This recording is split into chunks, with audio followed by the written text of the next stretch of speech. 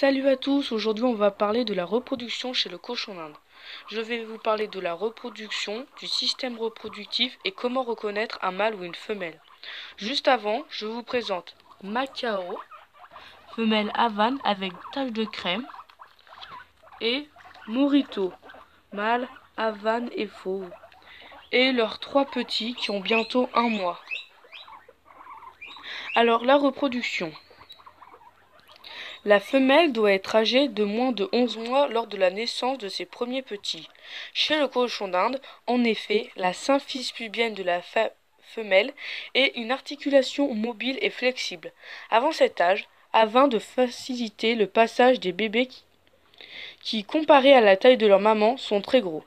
Après l'âge de 11 mois, la symphyse pubienne se redifie et n'offre plus la même flexibilité. La mise bas devient alors très dangereuse.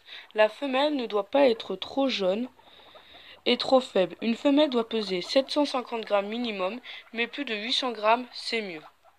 Elle doit être âgée de 7 mois minimum, mais 8 mois, c'est mieux aussi. La gestation dure entre 59 et 72 jours, c'est-à-dire plus de 2 mois. La femelle peut souffrir de toxémie de gestation. La toxémie est une sorte d'empoisonnement du sang qui peut survenir lors de 2 dernières semaines de la grossesse, jusqu'à la première semaine après la mise bas. Si la femelle n'est pas immédiatement prise en charge par un vétérinaire spécialisé, elle meurt en l'espace de quelques heures. En plus de ce risque, la femelle doit se reposer entre 8 mois minimum et 1 an. Faire reproduire des cobayes dont on ne connaît pas l'origine est également très dangereux, car on ne sait pas s'il y a de la consanguinité. Certains éleveurs travaillent la consanguinité. Il est fortement déconseillé de faire de la reproduction avec un mâle et une femelle venant d'animalerie, car bien souvent, les bébés sont mis en vente trop tôt avec un faible poids. La plupart du temps, les mâles et les femelles sont mélangés. Et vous avez une chance de rentrer chez vous avec une femelle pleine.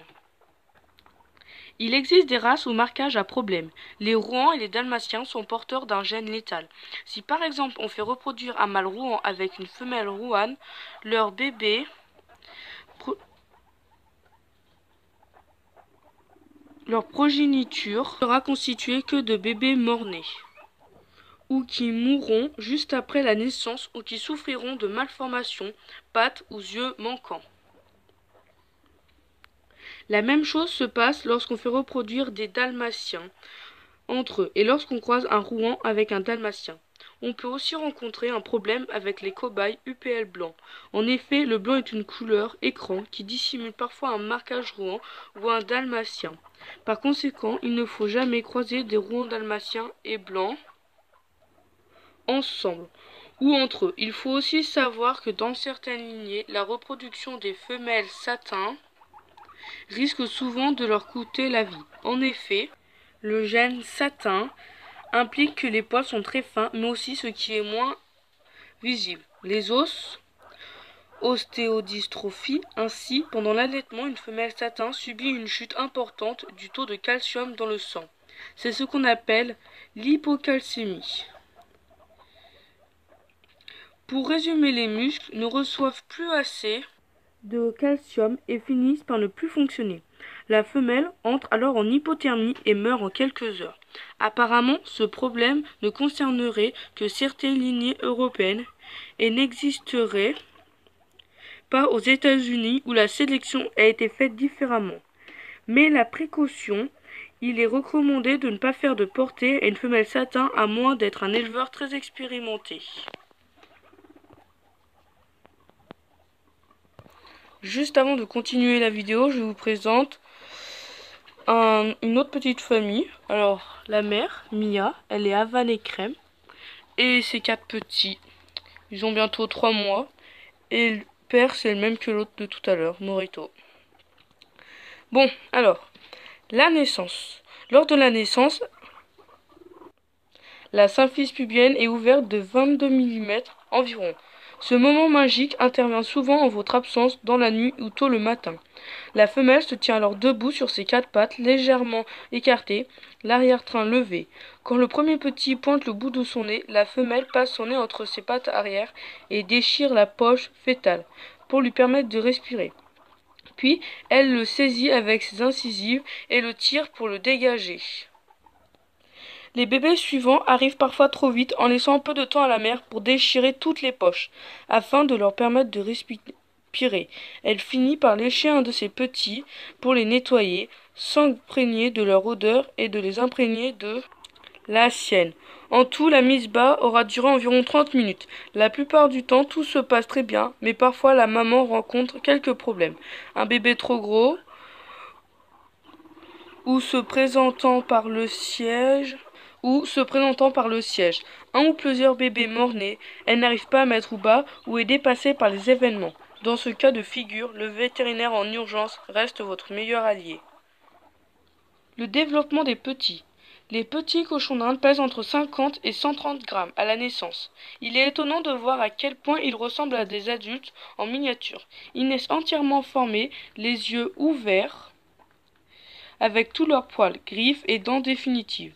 Ils perdent leurs dents de lait dans le ventre de leur mère et se mettent immédiatement à courir. Le cochon d'Inde est une espèce nidifuge, c'est-à-dire dont la progéniture fuit le nid. En effet, les mamans ne construisent pas de nid pour protéger les bébés. Ceux-ci doivent donc être prêts à l'emploi et savoir se débrouiller tout seuls pour échapper aux prédateurs. La maman cochon d'Inde allaite ses petits pendant 3 à 4 semaines environ. Le lait ne vient pas tout de suite. Il faut parfois attendre 24 heures. Le lait cobaye est composé de 3,9% de lipides, 8,1% de protéines et 3% de lactose. Il apporte 77 calories pour 100 grammes. Les premiers jours, il est très riche en colostrum, une substance contenant entre autres des immunoglobulines et qui met en route les défenses immunitaires des nouveau-nés. Même si leur maman n'a que 2 mamelles, les bébés ne se disputent jamais et attendent patiemment leur tour de téter. Dès l'âge de 2 jours, les petits cochons d'Inde commencent déjà à imiter leur maman et à manger de la nourriture solide comme les cobayes, a un sens du goût et l'odorat très développé. Il faut absolument proposer aux petits une grande variété de légumes frais pour qu'ils ne se fixent pas sur un seul type de nourriture. Au bout de 3 à 4 semaines, la maman rejette de plus en plus souvent ses petits. C'est le moment du sevrage. Celui-ci se passe très bien quand les bébés sont en bonne santé. Il est fréquemment conseillé de sevrer les mâles dès l'âge de 3 semaines, ou plutôt dès qu'ils font 300 grammes. Car certains sont très précoces et commencent déjà à courtiser leur mère. Les femelles, quant à elles, peuvent rester jusqu'à l'âge de 5 semaines environ. La jeunesse des bébés cochons d'Inde est très brève. À l'âge d'1 mois, ils ont déjà doublé, voire triplé. Leur poids de naissance, ce n'est qu'à cet âge, lorsqu'ils pèsent plus de 250 grammes, qu'on peut les proposer à l'adoption. Quand les femelles ont 7 à 8 mois, elles sont prêtes à se reproduire à leur tour. Au même âge, les mâles subissent souvent un genre de crise d'adolescence, pendant laquelle ils se montrent très excités et parfois agressifs. Le cochon d'Inde continue de grandir jusqu'à l'âge de 18 mois environ. Ensuite, je vous présente Willow, mâle havane et blanc. Alors, le système reproductif. Chez le mâle, le pénis est situé juste au-dessus de l'anus et est protégé par le prépuce. À son extrémité, on distingue 2 petites protubérances d'environ 5 mm dont le rôle n'est pas encore connu. Avec certains autres rongeurs et carnivores, le cobaye est un des rares mammifères à présenter un os pénien qui mesure environ 1 cm. Les testicules paraissent souvent assez gros, mais c'est parce qu'à l'intérieur du scrotum, les glandes sont entourées par une épaisse couche de graisse qui les protège des chocs. Chez la femelle, les ovaires sont situés à l'intérieur de la cavité abdominale. L'utérus est divisé en 2 parties tubulaires, appelées cornes utérines. Le vagin est recouvert par l'hymen, une fine membrane qui le protège des agressions extérieures. Il ne souffre que pendant l'accouplement et la naissance. pour en savoir. Et pour finir, comment reconnaître un mâle ou une femelle? Alors je vous présente Domino, mâle Havane fauve et blanc, et Puka, femelle Angora, beige et grise. Il est assez facile de reconnaître le sexe d'un cochon d'Inde. Même s'il n'est âgé que de quelques jours, on utilise le plus souvent la méthode du Y, qui est fait du sexe de la femelle. La femelle ressemble à un Y et que le pénis du mâle ressemble à un point au-dessus du Y. Ne vous fiez pas aux tétons pour sexer un cobaye, car les mâles aussi en ont. Alors un Y, comme je vous l'ai dit chez la femelle, et un Y avec une sorte de point au-dessus chez le mâle.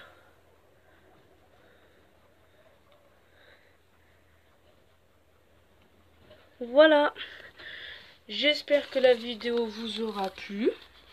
Et si vous l'avez aimé, n'hésitez pas à la partager et à vous abonner à ma chaîne.